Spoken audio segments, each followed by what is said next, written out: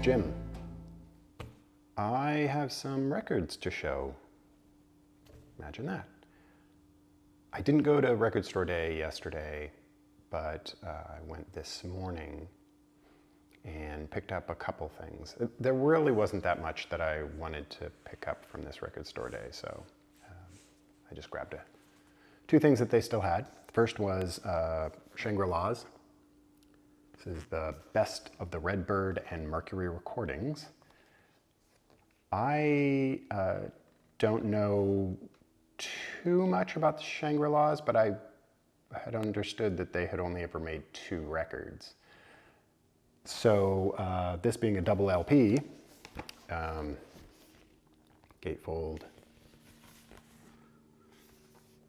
I'm gonna guess it covers most of those 2 records. It does have most of the songs. I had their first record, and it's got most of the tracks on that, if not all of them. I haven't checked to be sure, but it's on this, what they're calling tailpipe smoke vinyl. And I didn't have their second record, so I'm not as familiar with that one. And I don't know, I'm just happy to have picked this up and haven't listened to it yet, but looking forward to it. Next is Leonard Cohen, Songs of Love and Hate. This is a repress of the 1971 LP from Leonard Cohen. This, I believe, comes with a insert booklet.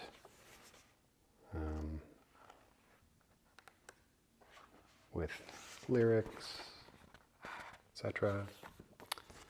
I don't know if the booklet was part of the original release in '71 or it's just part of this release.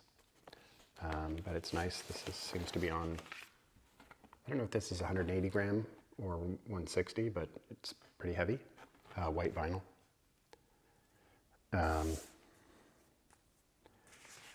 Yeah, this is a phenomenal record, and I'm just happy to pick up a copy that's nice and clean and hasn't been beat up over the years. So, looking forward to listening to that one. And that's it for Record Store Day. So everything else is pretty much just things that I've gotten recently, and I'll just go through them. The first of these is Salt, S-A-U-L-T, Salt from the UK. And this is their 5th LP called 9. They've been numbering their first LP was called 3, their second LP was called 5, and then they had 2 untitled LPs called, I believe, Black Is and Rise. And then this is their 5th LP called 9. And the funny thing is I haven't been able to pick up any of their 4 previous releases yet. They're just, it's British R&B, hip hop, funk, soul, and they're just not easy to get here. So that makes them pretty expensive to get from the UK. But the packaging is kind of funny in that there is not a single place on this release that actually has the band name. So it's part of their sort of aesthetic, I guess, that they don't really say much about who is on this. It's a collective, I guess, run by a producer named Inflow, and there's really not a lot of information about who does what on each record. So it's kind of a cool collective, I guess. They don't do any press, and so it's pretty low key, but it's just beautiful music. It's great music, and I'm looking forward to listening to this a lot more. I've only listened to this once, and I have to admit that I started playing it and listened to the first couple songs, and I thought, this is really a different vibe for them. It's really unusual. Before it dawned on me that this is actually a 45 LP record that I had been playing at 33, which is always a little embarrassing that you don't notice. But it sounded good at 33, just kind of different. Yeah. Next is an EP from Smirk, and they punk, I guess. This was a recommendation that I picked up from Vinyl Rich, and I really like the sound of it. I've listened to it once. Reminds me a little bit of like Black Lips. It's kind of punk in the kind of more sort of jangly, loose sense. Definitely not on the hardcore end, definitely more on the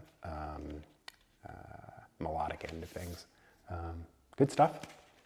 This is on, I think, just black vinyl. Yeah. On Total Punk Records. And it makes me curious to pick up the LP. This is the EP. But it's a pretty long EP. In fact, I think, yeah. So, good stuff.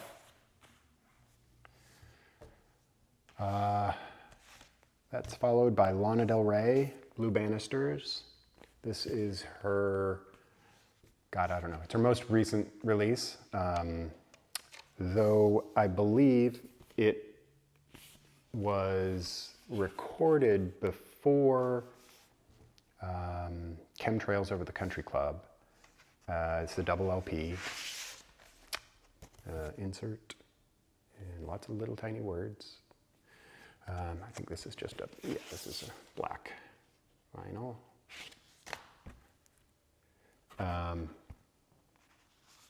Like I was saying, I think it was recorded before what was released previously, but for some reason this was released after Chemtrails. So I don't know the story behind that. And I actually haven't listened to this at all yet, so I'm looking forward to that.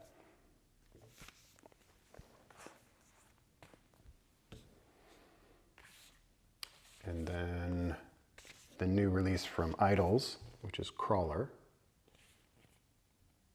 And I've only listened to a couple songs from this so far. It's been out for a little bit, and I could have streamed it, but I was kind of just holding off and wanting to hear the record. Big fan of Idols. And this is, I think they call this like eco vinyl. The color, I'm not sure why. It might be remainder colors or something like that. I know that in the wine industry there was a type of bottle that they would use that would use the remainder runs of colors, and so you'd get like a random color bottle.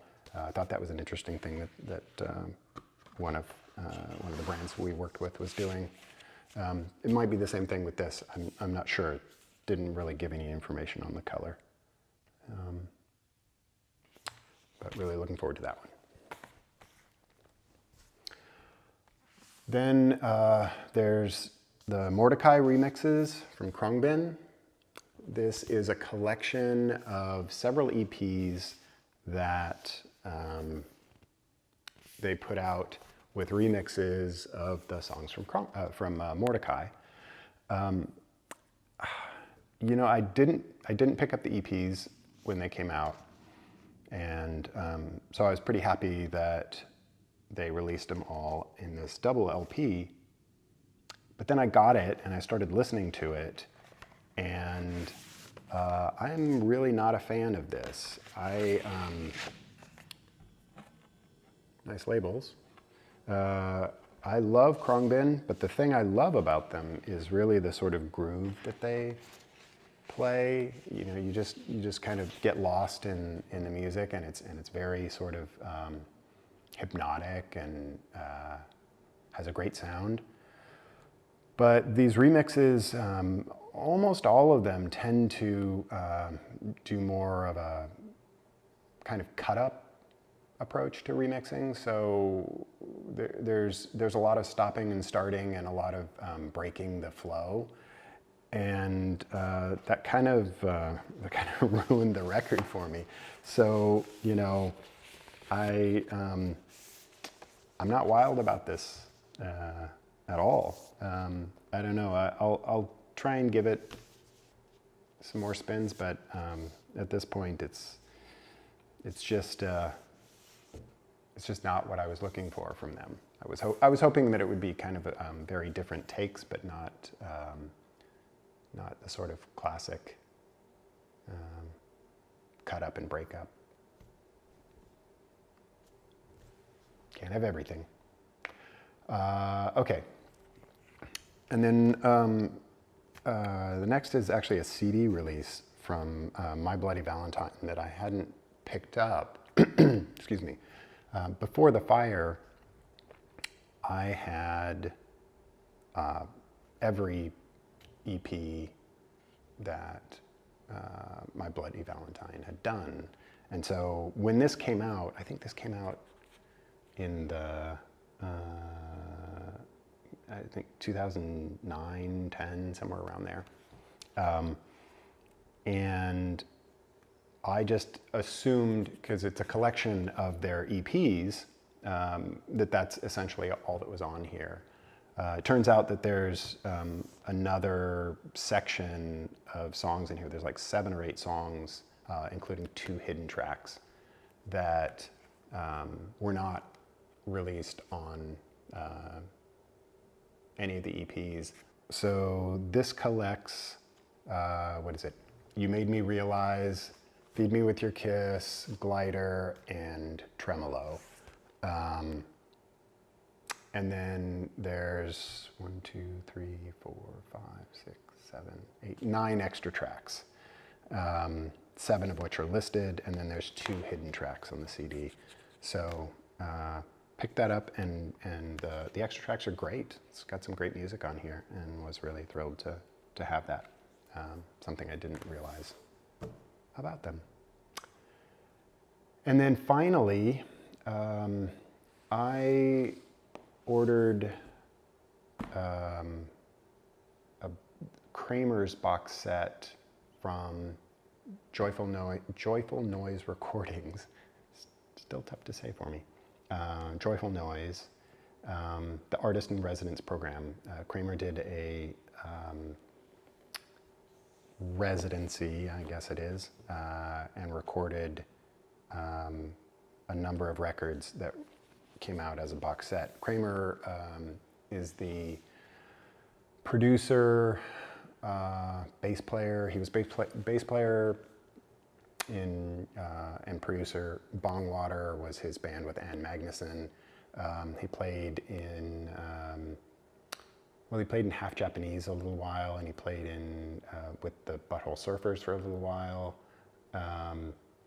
He produced all of the Galaxy 500 records, Damon and Naomi, and a ton of great records in the 80s and 90s. But this is the first new music from him.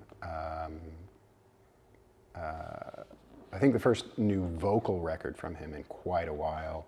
And this is a box set. This I ordered back in, I believe, 2019. And it was supposed to come out in 2020. And then because of the pandemic, things got pushed. And then it was, just kept getting pushed and pushed and pushed when it came to actually getting it onto the vinyl because of the crazy stuff with vinyl this year.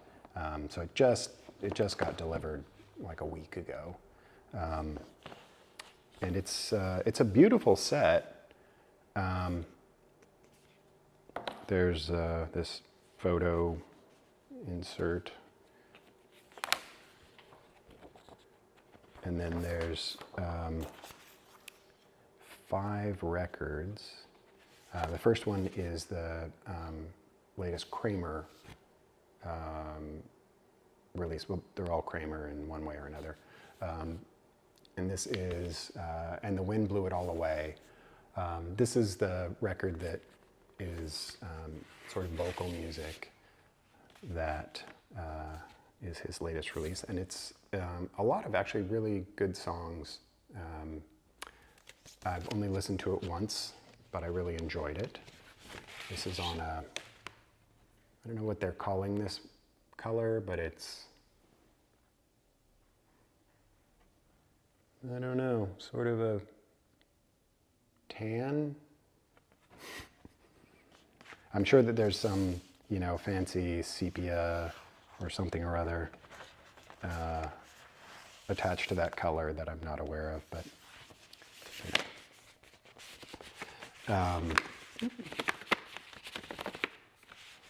deal with that later. The next is Music for Pianos and Sunflowers. This is an experimental record that is music created with piano strings, playing them in a lot of, you know, unorthodox ways. It's interesting, but this is the kind of music that actually I think is best live when you're actually watching a performance of something like this, where you've got something happening that feels more in the moment or spontaneous. Once it gets onto a record, it's not really as interesting musically, because I always think that things that are you know, much more tonal like this, which is to say that it's fairly well, monotonous is not a great word, but it's probably accurate for this. Yeah, I would rather see something like this performed live than to simply listen to it. I listen to it and probably won't too many more times. This, however, is music for films edited by Moths. And this is kind of, you know, in the classic instrumental vein of, you know, Brian Eno or some others that will essentially just assemble musical,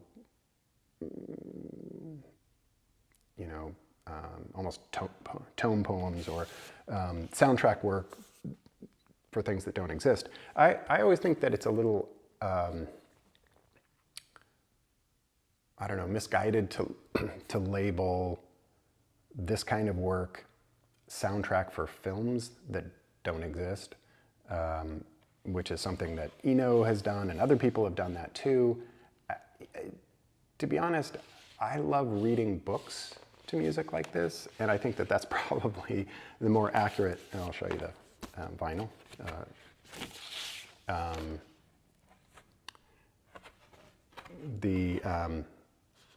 You know, it's just perfect music for reading books, because it really does put a soundtrack to the books that you're reading, and I think that that's great.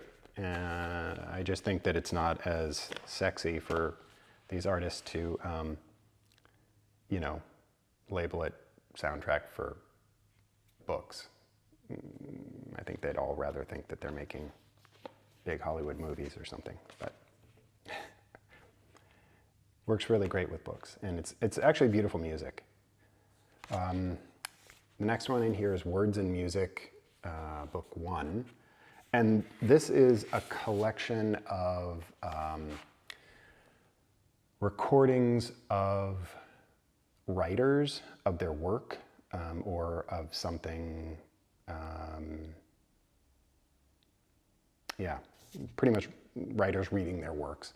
And it'll have people like Allen Ginsberg and Gregory Corso, and a lot of Terry Southern, a lot of really interesting and great writers reading their own work. And then Kramer has created music to go with that. And I think it actually works really well.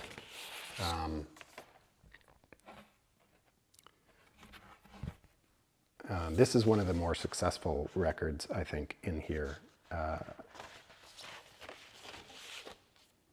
I think definitely more successful than the music for Pianos and Sunflowers, and maybe even a little bit more than the previous, which was music for films edited by Moths. Some great stuff in there. And then finally, this is a project, a record that I already had, and this came with the box set. And this is Let It Come Down, which is really a great record. It's one of my favorite records of this last year. And this is a version with a slightly different mix to it of the LP. You know, I've listened to both, and it's not a big difference between the two. I think it's interesting that, you know, he decided to put a different mix in the box set version. Also, the artwork on the records is slightly different than the general release, on this in the box set release. But this is a record on its own that I would strongly recommend. Let It Come Down. Songs We Sang in Our Dreams. And then finally, there's a piece of artwork in here that is, see if I can get this out of here. It is, there we go. It's a photo of Kramer that has been turned into a painting of Kramer, signed by the artist and by Kramer. Yeah, and so that's pretty much everything this time around. If you've made it this far, thanks. If you haven't subscribed, and you made it this far, you might as well subscribe. And I will do these again, and thanks for watching. Take care.